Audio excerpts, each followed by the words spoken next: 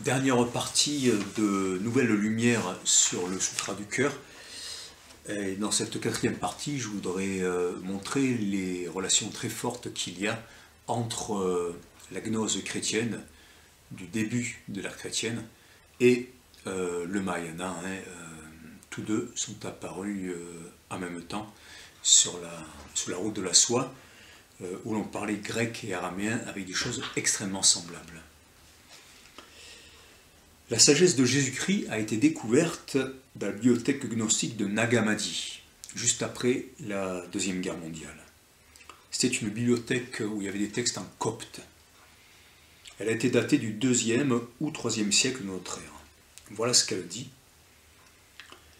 Aussitôt le principe de lumière se manifesta comme homme immortel, androgyne, de façon à ce que, par cet homme immortel, ils, les hommes, puissent atteindre leur salut et être désenivrés de l'oubli grâce à l'interprète qui fut envoyé. Sa conjointe est la sublime sagesse, assignée dès l'origine en lui, en vue d'une syzygie, grâce au Père autogénéré. Alors, dans le Mahayana, on a Amitabha, le Bouddha de la lumière infinie, qui émane Avalokiteshvara, le sauveur de compassion, et la sagesse suprême Tara de ses deux yeux. C'est à la fois comme frère et une sœur, et puis ensuite ils sont représentés unis par le... Même si Tara progressivement va aller plutôt comme un culte à part entière, mais en tout cas la sagesse et la compassion sont représentés unis à l'intérieur des mandalas tibétains.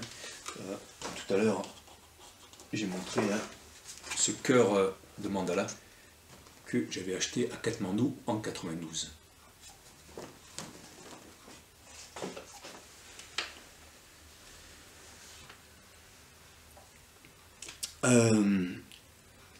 Voici un autre extrait. Or, moi, c'est de la lumière infinie que je suis venu. Là, c'est le Christ qui parle. Or, moi, c'est de la lumière infinie que je suis venu. Donc, on a la traduction mot à mot d'Amitabha. Moi qui la connais, pour vous enseigner l'exacte vérité. Il est illimité, il est incorruptible, il est insaisissable, il possède la pérennité. Et justement, Amitabha a deux noms. Amitabha qui veut dire lumière infinie et Amitayus qui veut dire la vie infinie. Et donc c'est lui le géniteur céleste en quelque sorte d'Avalokiteshvara, c'est Amitabha qui l'a émané. C'est le père de tout qu'on l'appelle. Le père de tout. Là, on est dans la gnose, mais on va retrouver un peu ce genre d'expression dans le grand véhicule pour Avalokiteshvara, qui va être à la fois le père et la mère de tout dans le Karanda Vyuha Sutra. Donc, il n'y a pas de contradiction entre le fait que c'est Amitabha qui émane Avalokiteshvara, et Avalokiteshvara qui devient le père de tout, comme dans le christianisme, on dit que le Christ est roi de l'univers, etc., parce qu'il se confond avec le Père. Le Père et moi ne sommes qu'un, dit-on dans l'évangile de Jean. Donc, reprenons ce passage de la sagesse de Jésus-Christ. Le Sauveur, à nouveau ses disciples dirent « Christ, dis-nous clairement comment les préexistants sont descendus depuis les immortels vers le monde mortel. » Le Sauveur parfait répondit, « Le Fils de l'homme se mit d'accord avec la sagesse, sa compagne, et se fit connaître comme une grande lumière androgyne. Son aspect masculin d'une part est appelé le Sauveur, le géniteur universel, le Christ Pantocrator. Par ailleurs, son aspect féminin, c'est la sagesse, la génitrice universelle, certains l'appellent la confiance, c'est-à-dire la foi, ça c'est important. La foi, la confiance, le fait de s'allier à quelque chose. On peut aussi citer un extrait de Eunioste le Bienheureux, un texte qui est à peu près identique à la sagesse de Jésus-Christ, daté de 175 environ par Michel Tardieu, un spécialiste de la gnose. Aussitôt le principe de cette lumière-là, se manifestant en tant qu'homme immortel androgyne, son nom masculin est intellect et géniteur parfait, son nom féminin est sagesse, totalement sage génitrice, on l'appelle également semblable, syzygie en grec. Donc ils sont vraiment ensemble, comme Avalokiteshvara et la sagesse suprême à laquelle il est uni dans le Sutra du cœur.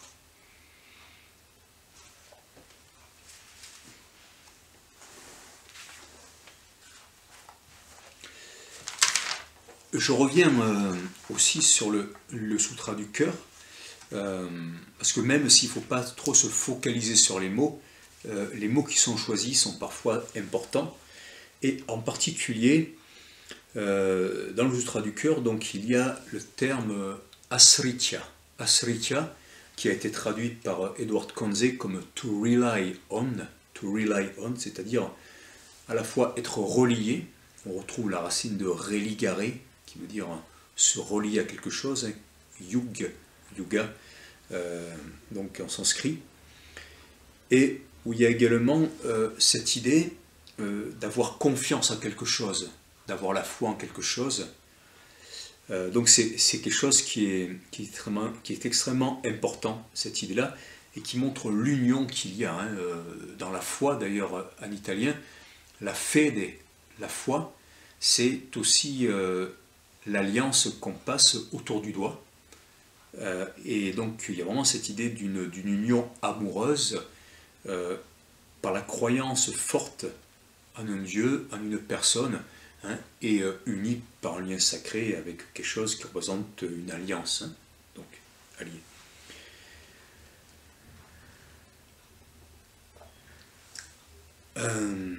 Donc on a vraiment cette union entre les deux, et dans le tantrisme bouddhiste, on a une importance extrême de la sagesse, en particulier dans le Vajrayana, parce que c'est vraiment cette révélation par la sagesse qui peut prendre aussi les traits de Manjushri, un Bouddha masculin, mais dont la représentation est extrêmement proche de la sagesse féminine, en particulier avec le livre, l'épée. Eh bien, il y a vraiment cette union du masculin et du féminin sacré à l'intérieur donc du bouddhisme tantrique, mais aussi à la base du Mahayana, même si ce n'est pas encore un bouddhisme tantrique, textuellement écrit dans ce sutra. Je vais lire d'autres extraits des textes gnostiques, avec l'idée que la sagesse est la mère de tous les Bouddhas, ce que l'on a vu. Écoutons la suite de la sagesse de Jésus-Christ. Marie lui dit, c'est Marie-Madeleine, « Seigneur saint, tes disciples, d'où sont-ils venus et où vont-ils, et que vont-ils faire en ce lieu ?» Le Seigneur parfait leur dit, « Je veux que vous sachiez que la sagesse, la mère de tout, la conjointe, désira par elle-même que ceux-ci viennent à l'existence sans son conjoint mâle. Mais par le pouvoir du Père de tout, pour que son bien puisse apparaître inaccessible, il créa ce voile entre les immortels et ceux qui vinrent après eux. » Donc on a ici la sagesse mère de tout, qu'on appelle aussi ailleurs la mère de tous les apôtres. Par exemple, toujours dans les textes gnostiques évidemment, dans l'évangile de Philippe, on lit « La sagesse qu'on appelle la stérile est la mère des anges et la compagne du Sauveur. » Quant à Marie-Madeleine, le Sauveur l'aimait plus que tous les disciples et il l'embrassait sur la bouche souvent. Le reste des disciples, ils lui dirent « Pourquoi l'aimes-tu plus que nous, tous ?» Le Sauveur répondit et leur dit « Pourquoi ne vous aimais-je pas comme elle ?» Donc, Évangile de Philippe, on est entre la 55 et 64, traduction de Louis Pinchot.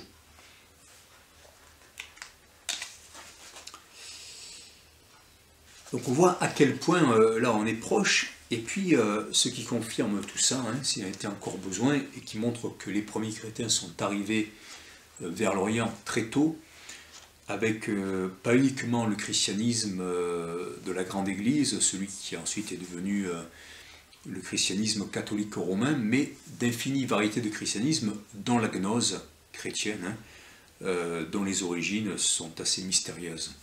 Voilà. Alors, c'est un passage qui est tiré de l'Exégèse de l'âme, texte gnostique daté du début du IIe siècle après Jésus-Christ, et qui illustre cette union mystique dans la chambre nuptiale. Mais puisqu'elle est femme, elle ne peut engendrer d'enfant seul. Le Père lui a envoyé du ciel son mari, qui est son frère au premier-né. Lors, l'époux descendit vers l'épouse, elle se purifia dans la chambre nuptiale. Ce mariage, en effet, n'est pas comme le mariage charnel, ceux qui se sont unis l'un à l'autre sont comblés par cette union, et comme des fardeaux abandonnent le tourment du désir, et ils ne se séparent pas l'un de l'autre. Voilà. Donc là, on a l'illustration de l'union du Sauveur et de la sagesse de la Sophia à l'intérieur de la chambre nuptiale des gnostiques, dont il est difficile de savoir s'il s'agissait d'une allégorie de l'âme, ou s'il y avait des rites comme dans le tantrisme hindou ou bouddhiste d'union de l'homme et de la femme, chacun incarnant à sa façon le masculin, le féminin sacré, le Sauveur et la sagesse. Alors, quel est l'enjeu dans cette intervention, à laquelle je tenais beaucoup?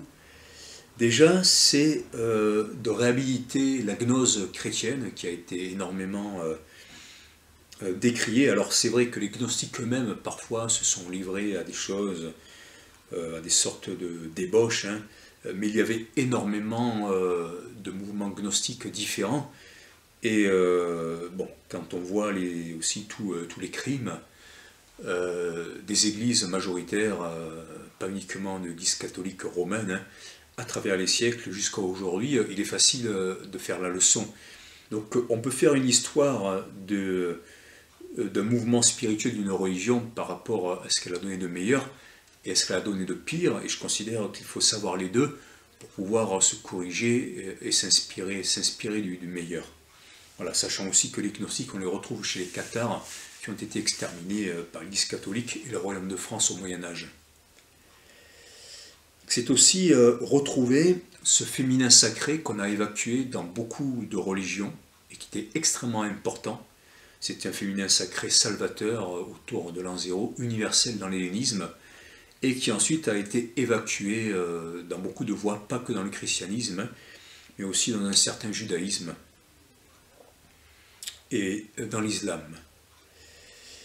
Je suis allé écouter le Dalai Lama à MacLeod-Ganj au mois de novembre dernier. Il donnait justement un enseignement sur le Sutra du cœur, et à la fin de ses interventions, qui ont duré 3 jours, eh bien, il a encore souligné le fait que les bouddhistes devaient se tenir au courant des découvertes de la science, des recherches, parce que lorsque des découvertes scientifiques ou des découvertes dans le domaine des sciences humaines démontraient la réalité de quelque chose et que cette chose n'était pas en accord avec ce qui était enseigné par les traditions bouddhistes anciennes pour ce qui est de la représentation du monde, eh bien, il fallait intégrer les nouveaux enseignements de la recherche. Et donc ça, c'est extrêmement important. Il a aussi souligné tout à fait à la fin de son intervention qu'il fallait faire l'harmonie entre les religions. Et donc, c'est aussi ça que je cherche à faire à travers cette intervention, à montrer les liens qu'il y a eu à l'origine du Mahayana et du christianisme. Alors, dans le Mahayana, on dit que les nouveaux tours de roue du bouddhisme, donc apportés par le Mahayana, par le grand véhicule, c'était des enseignements qui avaient été révélés par le Bouddha sur le pic des vautours de Rajgir, et qu'ensuite le Bouddha avait demandé de conserver secret. Mais quand on regarde tout ce qu'il y avait en Orient et dans le monde hellénisé exactement au moment où sont arrivés ces nouveaux sutras du bouddhisme, eh bien c'est difficile de faire comme si rien n'avait été emprunté aux autres enseignements. Hein. Et il ne faut pas être en contradiction avec l'idée que tout est interdépendant dans le bouddhisme. C'est une des choses extrêmement importantes que prêche le Mahayana, hein, cette interdépendance. Et comme par hasard, eh bien non, il y a une seule exception, ce sont les textes du Mahayana lui-même, à partir du 1er siècle après Jésus-Christ, qui même s'ils ressemblent énormément à des textes gnostiques, zoroastriens ou autres, ou taoïstes, eh bien non, ils n'ont rien à voir avec ça. Donc là, il y aurait beaucoup d'aveuglement en cela et une contradiction dans les termes. Voilà, donc moi, mon but, c'est vraiment d'amener à un dialogue des religions, à la réconciliation entre chrétiens et bouddhistes, parce que le bouddhisme a beaucoup été utilisé par les ennemis du christianisme et du catholicisme en particulier pour le combattre, ce qui n'est pas du tout noble et qui a créé des conflits historiques où, en dépit de l'apparente entente, en fait, il n'y a pas de véritable communication, surtout pour ce qui est des fidèles des deux religions. Donc ça, c'est aussi extrêmement important. Et il ne faut pas oublier que le bouddhisme tibétain, eh bien, il est né 7 ou 8 siècles après le Mahayana, et 12 siècles donc après les enseignements du Bouddha. Et donc j'ai pu rencontrer énormément de lamas, et même des directeurs de centres bouddhistes dans beaucoup de pays, Italie, France ou ailleurs, qui soient occidentaux ou bouddhistes, eux-mêmes ne connaissent pas les origines du Mahayana. Ils ne sont pas au courant de tout ce que je leur dis, en fait, quand j'obtiens des entretiens avec eux. Voilà. Donc, mon but, encore une fois, c'est vraiment le dialogue des civilisations, des religions. Je suis allé rencontrer des spécialistes, des lamas, des professeurs d'université, aussi bien aux États-Unis qu'en France, en Angleterre, en Italie, en Inde. Et voilà, c'est extrêmement difficile de faire entendre ça, et pourtant ma démonstration est extrêmement rigoureuse. Vous trouverez donc dans le texte accompagnant ces vidéos des liens vers des PDF où vous aurez toutes les références. Merci beaucoup.